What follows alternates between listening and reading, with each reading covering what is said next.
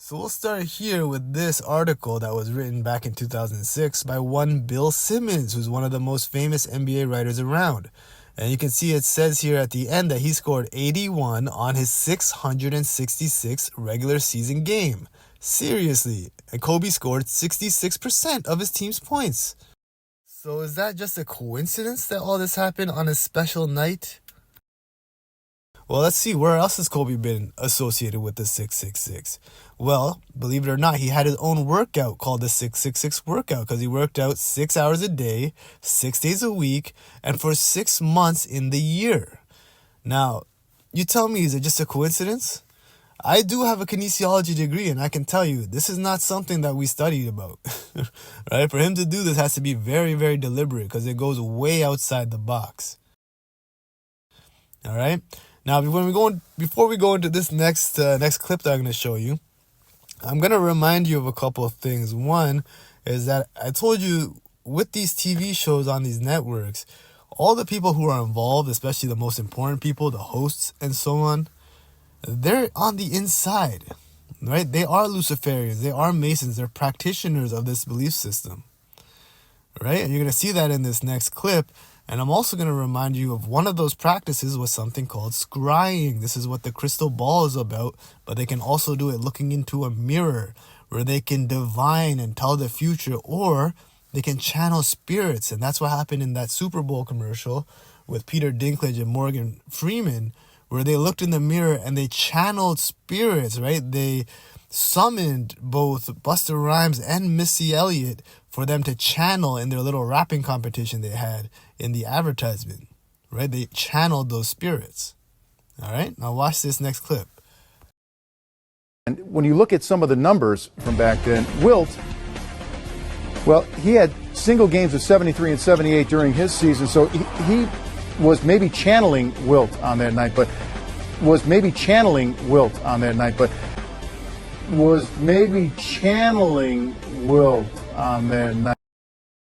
So they believe in scrying, that they can do all this stuff with it. From what I've seen, it just seems like self-delusion, but LeVar Ball levels of self-delusion. You know what I mean? Where you can actually speak your stuff into existence with success. But I don't know. I do know that they've been showing it in their movies and TV shows, and in this one in particular, Insecure, they do it all the time. Because like I said, they're insidiously trying to get us to adopt these things, and very soon they are going to force us to bow down to it. But I'll get to that in the next part. But let's get back to Kobe's 81-point game. Like I said, it was not organic, right? It was heavily contrived and orchestrated, and I'm going to try to prove that in these next few clips. Now, this is all just my perspective. I'm adding a whole lot to something that is out there, but everything I'm saying here is alleged. In fact, everything in this entire video series is alleged. It's just my perspective, and I'm showing you why I have this perspective. All right, so this next clip, we're going to listen to Sam Mitchell. He was the coach of the Toronto Raptors, who Kobe scored 81 points against. So Sam Mitchell coached the losing team, and he's going to tell you what he tried to do, and I'm going to explain to you how it's all BS, how he's lying on TV. And in fact, if he really wanted to stop Kobe, he would have done something far more obvious that he's denying in this clip. Let me lay this out for you guys. We were winning the basketball game in the fourth quarter, okay? So we played a triangle in 2. We played a box in 1. We played zone. We played every defense that I could think of and my assistant coaches that we could conjure up. Then Kobe went in the phone booth. Kobe Bryant made some shots that night. He double pumped. He traveled. He spent the opposite way. He made shots that were incredible. So at the end of the night, I was stuck between, everybody was saying, well, you should just run the whole team at him. No, we were winning the game. So you can see here Sam Mitchell's memory isn't too bad. The Raptors were leading up until the end of the third. They just were never leading once in the fourth.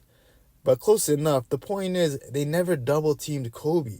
And that's all they had to do to stop this team, and they could have won just by double-teaming Kobe. Yet they never did it. And in fact, Sam Mitchell was adamant to his team not to do it. He would reprimand them if they did. And I'm going to show you in this next clip that that's true. This is Jalen Rose, who played on that team. And he's going to tell you as much. And we thought about doing some things to him during the game. I remember one time we came to the sideline, and Mike James, myself, and a couple of guys huddled up, and we were talking to Sam Mitchell about, hey, coach, Think we might want to double team that guy? Maybe make someone else beat us? That may help. And it never happened. He was playing one-on-one between the legs, behind the back for three to the basket. I just remember realizing at one point in the game, this may be something historic happening right now. Were you checking him? Oh, I did guard him. I got a healthy 19. But I was so frustrated, I'm like, Coach, we got to make this guy at least work on D. Right now, he's guarding me. I'm about to take him to the post. Sam Mitchell got so mad at me for doing that, he didn't want me to do it again. B took me out. Why didn't you guys double team him? That's a great question. Why didn't you guys double team him? That's a great question. Why didn't you guys double team him? That's a great. Now, that was on the old Grantland podcast with Bill Simmons, so you can see everything's coming together here. But I want to explain quickly what just happened here. Sam Mitchell's strategy not to double team a guy who's going absolutely nuclear on you, the reason why you would do that, because that is something you might do in basketball, but the reason you would do that is because that player likes to pass, and he likes to get his teammates involved. And it is harder to stop five guys playing together than it is just one or even two players going off individually. Right? So for players like LeBron James or Steve Nash, that makes a lot of sense because they like to get their teammates involved. Kobe Bryant's the exact opposite.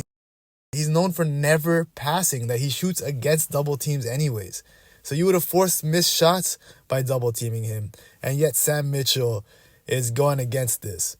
And let's look at this box score here just to show you that what I'm talking about. The only two players to score more than one basket other than Kobe on this night were Chris Mim and Smush Parker. And if you don't know, those guys were trash. All right? Now we're going to listen in a second to an interview with Smush Parker. And you're going to hear about exactly what Kobe Bryant thought about him. And he's going to tell you exactly what he would have done if you double or triple teamed him with Smush Parker on his team.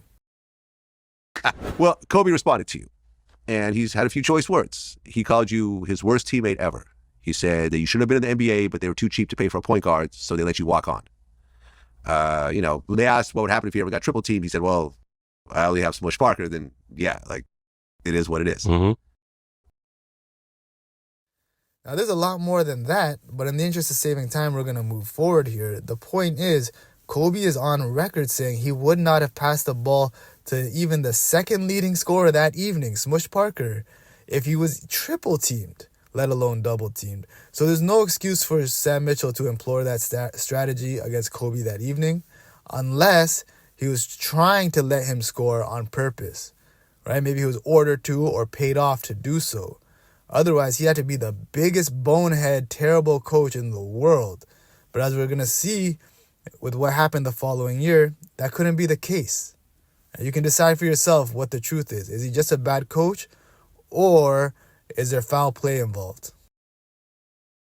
Now, again, in the interest of saving time, we're going to breeze through this. There's also a lot more research I'd like to do on this still. But we see here, immediately after this game, they fired their GM, Rob Babcock, the Toronto Raptors did, and they replaced him with one Brian Colangelo, which was very strange because at the time, he had just won Executive of the Year with the Phoenix Suns.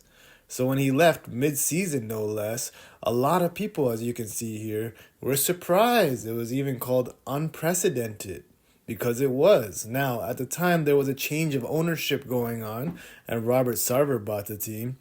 But the owners before that were the Colangelos. Brian Colangelo's own father, Jerry Colangelo, was an owner of the team. He was chairman, and Brian himself had a minority stake. So for him to leave was very strange, especially given the circumstances. And as we found out later, Robert Sarver, the new owner, had his own goat shit going on.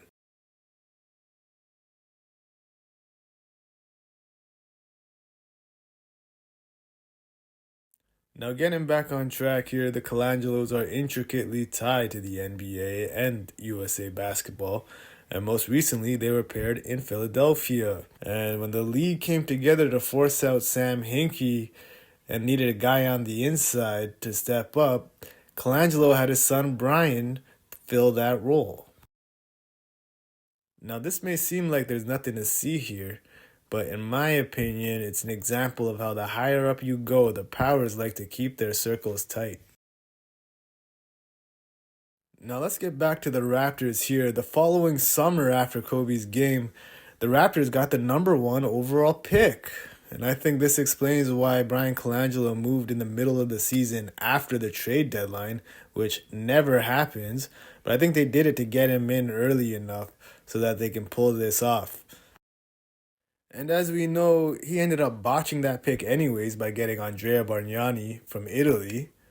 But still, Sam Mitchell won Coach of the Year that next season. And Brian got Executive of the Year. All that, and the Raptors only won 47 games that season to finish third in the East. The point is, if Sam Mitchell is so dumb that he couldn't double team Kobe, how did he win Coach of the Year the following season? Now, I think the truth is somewhere in the middle. I don't think he was so dumb that he couldn't double team Kobe, but I also don't think he was a good enough coach to win Coach of the Year. I think what happened is behind the scenes, under the table, a little handshake agreement was made, and they set all of this up to reward the Raptors for the humiliation that they put him through the season before. But the point is, Kobe's 81-point game happening on his 666th career game wasn't just a coincidence. It was ritualistic. They draw a lot of energy from that number, and they're clearly trying to get him to break Wilt's record and have the NBA record and have his name in history books on that evening. And they had him perform rituals to channel Wilt's spirit for that night. And they even interfered with the other side. They got the coach of the other team to not double team, to ensure that his team, his players, would not double team Kobe Bryant so that Kobe could go for this record. Okay? And then once they achieved that, they set them up, their team up nicely. You know, Sam Mitchell, he's on TV these days. He's going to be on TV forever because he did them a solid and he'll spill the beans otherwise. They probably threatened him if he spilled the beans, but you get my point. Also, the Toronto Raptors got blessed up as well. You know, they put in their own inside man, and then they just, behind the scenes, they probably got the refs to ref the games in their favor, make sure that they would have a good season. You know, blessed them up with rewards, got the Coach of the Year, the Executive of the Year, so that it would help their careers, and they basically set for the rest of their careers, right? So that's how they operate in this league. But again, everything I said here is alleged. And that's all I want to say for this video. I got about 2 hours more of content.